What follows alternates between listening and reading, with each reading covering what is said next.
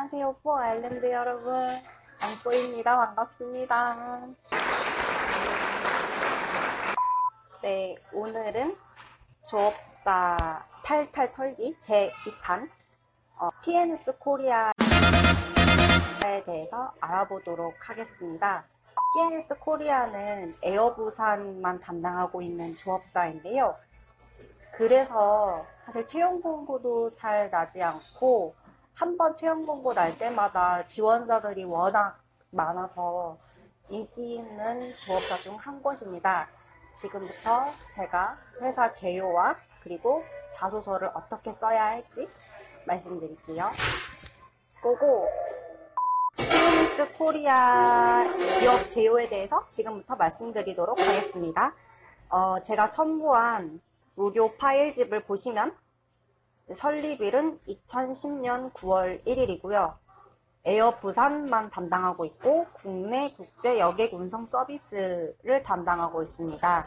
여객 운송 서비스는 우리가 생각하는 카운터 출도차 업무고요. 근무 지역은 김포공항을 제외한 김해, 제주, 대구, 울산공항에서 근무를 하고 있습니다. 특이사항으로는 채용 공고가 아까 말씀드렸듯이 가뭄에 콩나듯이라고 채용 인원 또한 적기 때문에 한번 채용 공고가 올라왔을 시에 경쟁률이 한 4대1, 5대1 수준까지 올라간다 하고요. 특히나 김해공항 채용 시 경쟁률을 알 수 없을 정도로 정말 대박 난다고 하니까 김해공항이나 제주, 대구, 울산공항 채용이 났을 경우에 꼭 무조건 지원해 보시기 바랍니다. 지원 자격은 2, 3년제 초대졸 이상 졸업자면 지원 가능하고요.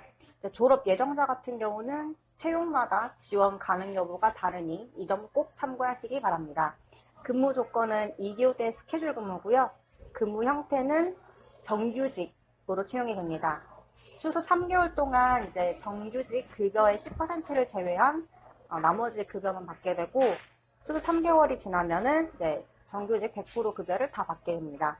급여 조건은 이제 세금 떼기 전 180에서 200만 원 정도 된다고 하고요. 이것도 지점별로 또 연장하는 시간에 따라서 급여는 매달 달라질 수도 있습니다.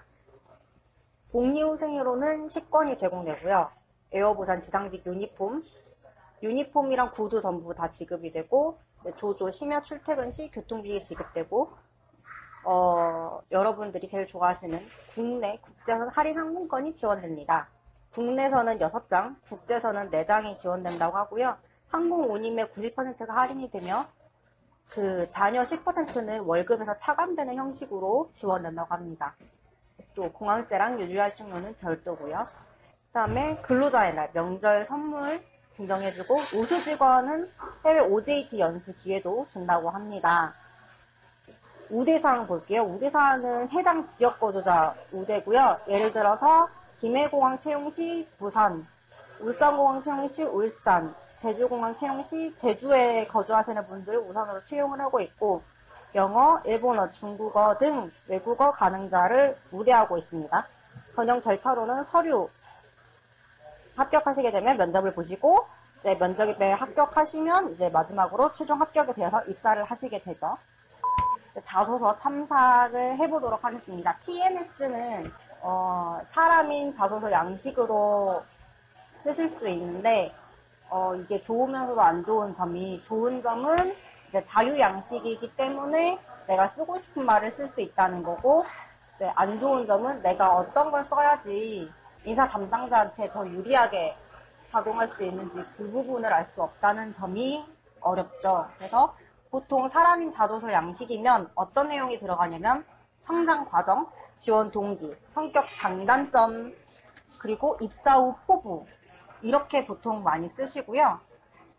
글자 수 제한이 크게 없기 때문에 쓰시고 싶은 말이 있으면 더 쓰셔도 되고 보통 글자 수는 600자 정도로 쓰신답니다. 자소서 첨삭 시작하겠습니다. TNS 같은 경우에는 자유 형식이기 때문에 일단 지원자분께서도 성장 과정을 먼저 적어주셨는데요. 성장 과정 경우에는 이제 이걸 왜 보냐? 인사 담당자가 성장 과정에서 이제 보고 싶은 건 TNS의 기업 문화와 핵심 가치에 부합하는 인재인지 확인하고 싶으셔서 그 성장 과정을 보는 거거든요. 그래서 여기에 어떤 걸 적냐면 가정 환경이나 자랐던 그 환경들 이걸 적으시는 게 아니라 그 자신의 인성이랑 가치관이 형성된 그 계기에 대해서 정확하게 지금 어떻게 되었는지를 기재하시는 거예요.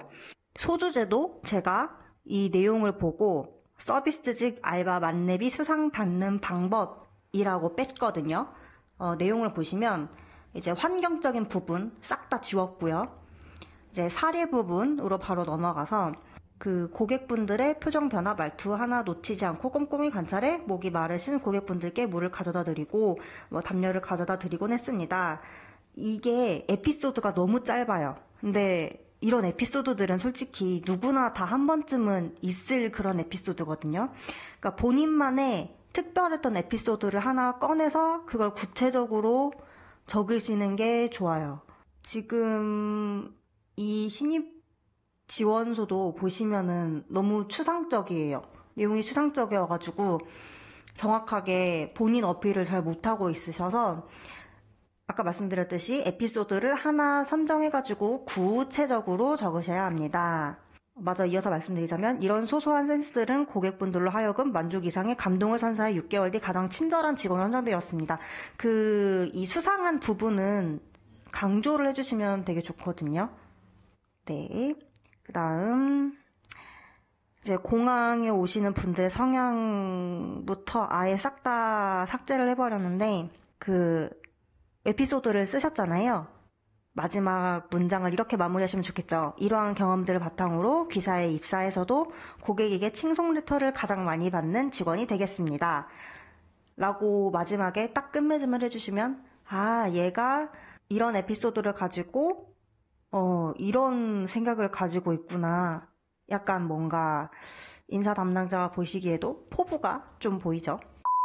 다음 지원 동기를 보시는데 지원 동기는 다 필요 없고요. 4가지 유형 중 하나 골라서 쓰시면 됩니다. 1번, 업무상에 내가 어떤 강점이 있을 수 있는지. 2번, 회사에 대한 관심이랑 열정. 3번, 내가 지원하고자 하는 회사 분석을 바탕으로 작성. 4번, 자신의 역량을 중심으로 작성하시면 되는데요. 지금 여기 지원자분께서는 4번, 자신의 역량을 중심으로 작성을 해주셨어요. 근데 또 문단 제가 다 지운 거 보시면 정말 다 쓸데없는 부분이거든요. 그리고 문맥도 안 맞아요.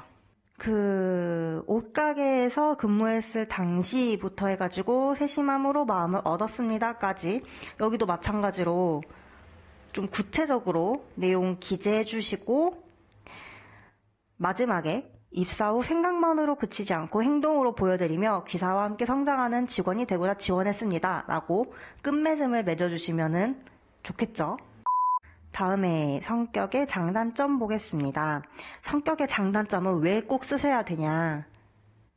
이거는 지원하시는 회사 인사 담당자분들이 우리 회사 가치와 그 직무를 함에 있어서 이 사람이 정말 필요한 성격을 가지고 있는지를 파악하려는 의도이기 때문에 구체적인 사례를 장점으로 기술하시고요. 단점은 솔직하게 적으셔야 돼요. 솔직하게 적으시되 장점보다 먼저 단점을 쓰시면 안 되고 또 그 단점을 극복하기 위해서 내가 어떤 노력을 했는지 또 이 노력을 가지고 지금 어느 정도나 개선이 되었고 그래서 어떻게 되었다를 써주셔야 돼요.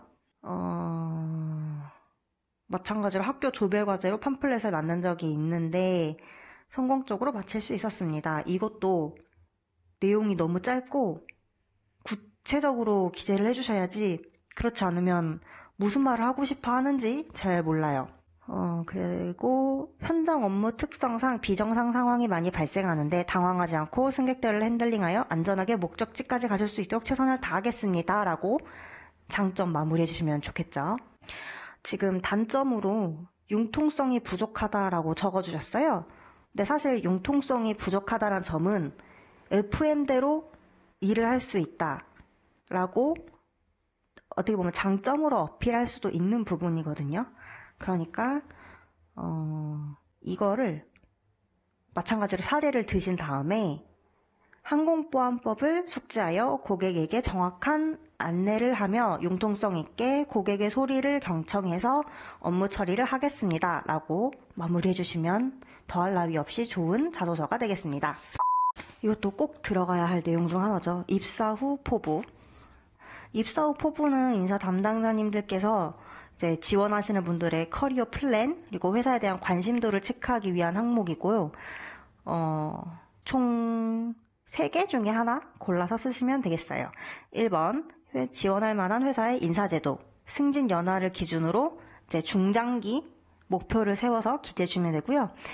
2번은 또 미래보다는 현재 내가 회사를 위해서 어떤 걸 준비하고 있는지 그 과정, 그리고 앞으로 어떻게 할 건지에 대해서 적으시면 되고, 3번은 본인이 할 업무에 대한 커리어 심화에 대한 내용을 써주시면 됩니다. 일단 제가 첫 번째 줄 싹 다 지웠고요. 지금 두 번째 외국어 공부를 꾸준히 하겠습니다 라고 적으셨는데, 이것도 마찬가지로 구체적으로 어떤 외국어를 공부해서 어떤 결과로 회사에 보여줄 건지 적어주셔야 됩니다. 지금 보시면은 전반적으로 내용이 전부 다 너무 추상적이고 너무 간단하게 적어져 있는데, 보통 600자 정도 쓰신다고 했잖아요. 근데 그 600자에 맞추실 필요 없으니까 본인이 꼭 쓰고자 하는 내용을 쓰시고 좀 어필을 많이 하셨으면 좋겠어요. 왜냐하면 내가 사례를 들지 않으면 이 인사 담당자분들은 어떤 사람인지 알 수가 없단 말이에요.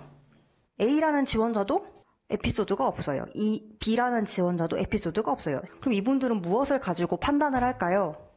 판단하기 어렵겠죠. 그래서 D라는 지원자가 나에 대한 에피소드를 잘 풀어내서 내가 어떤 사람인지 제대로 보여준다면 당연히 인사 담당자분들은 D라는 지원자를 합격시키겠죠. 그러니까